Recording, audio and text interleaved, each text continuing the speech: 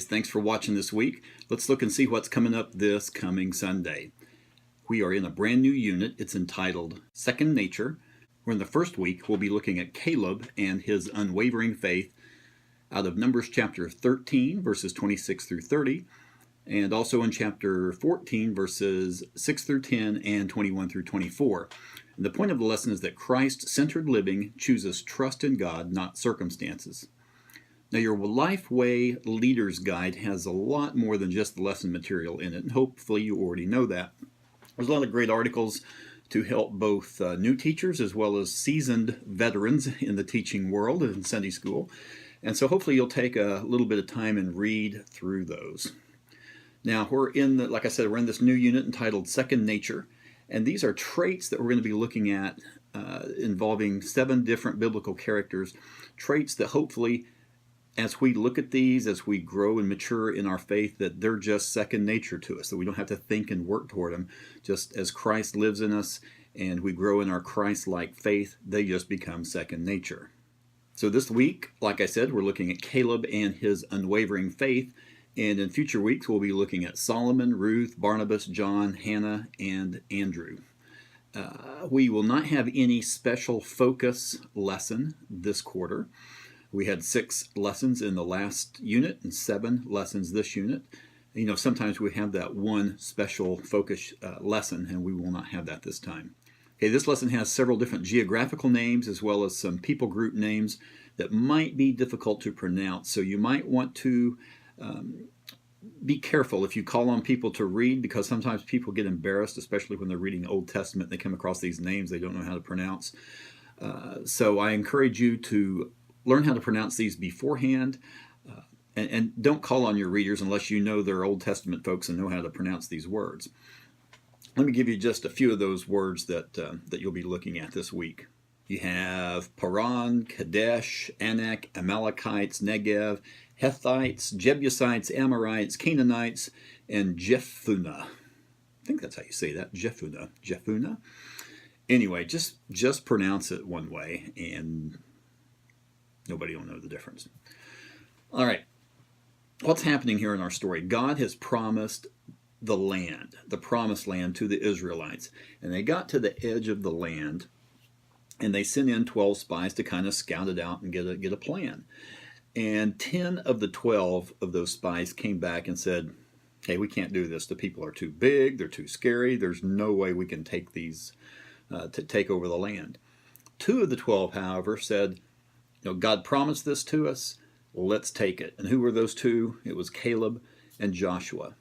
Now, at the beginning of chapter 14, and this is not in our lesson text, but it's between a couple of our texts this week. Right at the beginning of chapter 14, we see that the people of Israel murmured among themselves, and it was like, let's just go back to Egypt. Why would God lead us out here to kill us? You know, and that's the same attitude that they had when they got to the edge of the Red Sea in Exodus chapter 14. Why would you, Moses, or why would God bring us out here just to kill us? Let's go back to Egypt.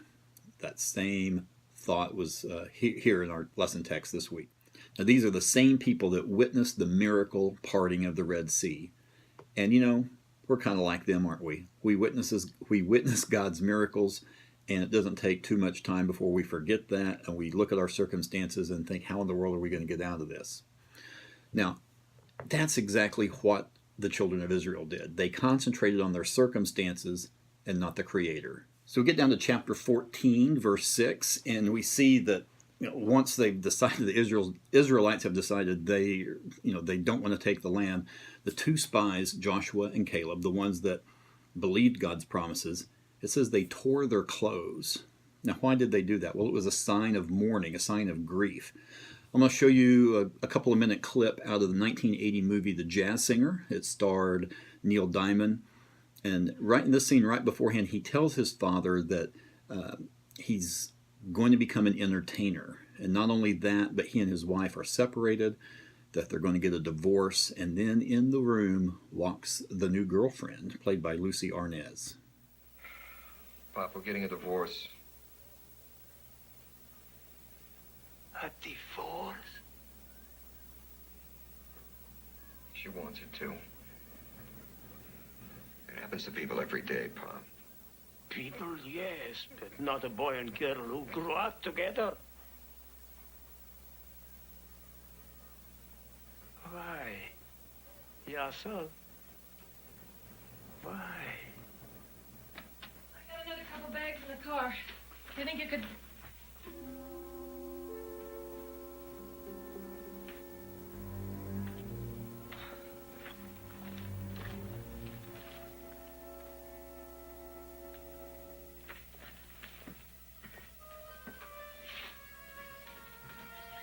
Bob, this is Molly.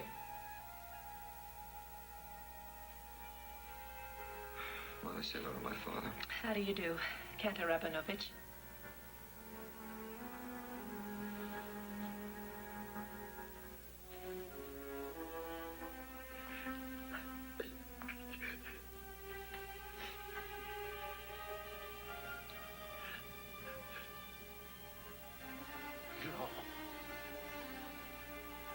No. I have no son. Pop, Iskadav. Iskadash. Pop, why are you doing this? Pop, you've been that ancient. Why are you doing this? You've been that ancient kin. Your only son, Pop.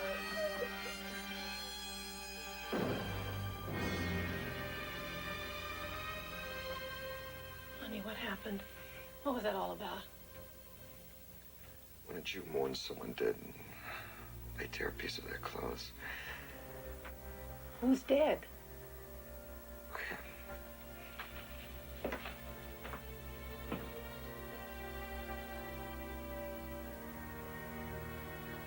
So just as was portrayed here in this movie, it's been a Jewish custom that whenever there is grief or there's mourning, that the clothes are torn. And King James, I think, believes says that they rent, R-E-N-T, rent their clothes, meaning they tore their clothes. I have another quick video clip to show you. This summer, my daughter and son-in-law and grandsons came to visit us for about a week, and so we went swimming one day over at a friend's house. And I'm going to show you a clip of my grandson Henry, just a little over 2.5 years old at the time, first time on the diving board. 1, 2, 3, go! You got it, buddy. Come on. You got it. Come on. You did it! Good job, Henry. So you can tell he was a little apprehensive because he knew his surroundings. You know, he was on that diving board, and it's a pretty big drop for that little 2-foot guy to go that far down into the water. And even though he could see Daddy down there, is Daddy really going to help me? Is he really going to catch me? Am I going to sink? You know, I've had water up my nose before. I'm not sure what's going to happen here. But he had faith in his father. He believed his daddy when he said, I'm going to get you. I'm going to catch you. Come on. Now, when Henry exercised that faith in his dad and jumped, it enables him then to trust Daddy even more with more things down the road. You know, perhaps this is what Jesus was referring to when he said, unless you become like little children, you will not enter the kingdom of heaven. Now, let's look at some application out of this lesson. First thing, and this is probably something you're not going to see in your LifeWay material or any other lesson helps, and that is that the majority is not always right. Now, I know in Baptist life, that's the way we do business. You know, depending on your constitution or your bylaws, you know, you have a 2/3 majority or a 75% majority for something to pass. But here's the deal. You had 10 of the 12 spies said, let's not go.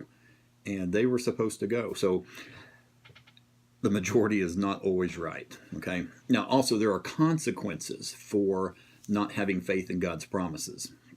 There's the missed blessing. All right. There's also some miserable circumstances. They had to wander in the desert for 40 years and still didn't get to go in, except for a few of them. Now, I've heard testimonies of people who they really felt called to ministry or missions early in their life, and you know, maybe as teenagers or young adults, and they did not pursue that. And then later in life, they really realized the blessings that they missed out on and really regretted not pursuing that. Also, another application is that sometimes the group, the faithful, have to pay for the sins of the unfaithful. Joshua and Caleb, yes, they were able to enter the land later, but still they had to travel with that group of unfaithful folks for 40 years in the desert. Also, remember that circumstances are a matter of perception, and oftentimes perception is faulty. I know sometimes I will make situations out bigger and worse in my head than they really are. Also, there's a fine line in my book between faith and presumption, meaning sometimes we just barge right into things, assuming that our desires are God's will, and we trek forward full steam ahead with the thought that, well, maybe if this isn't right, God's going to get me out of this mess. And we call that faith, but that's really presumption. So let's be careful not to do that. As you're teaching your class, as you're praying about your class, as you're preparing for teaching this lesson, who in your group is going through a tough circumstance, but maybe their faith is starting to wane a little bit? What is it you can do personally, or your group, your Sunday school class can do to help encourage that person? And it may be somebody that's not in your class, maybe a project that you might want to take on of somebody in your community or in your church that is going through some really tough times. Their faith is starting to wane a little bit. Their trust is starting to wane. What can you do to help bolster and encourage their faith? All right, I hope you guys have a great Sunday school lesson, and hopefully you'll see me next week. Bye.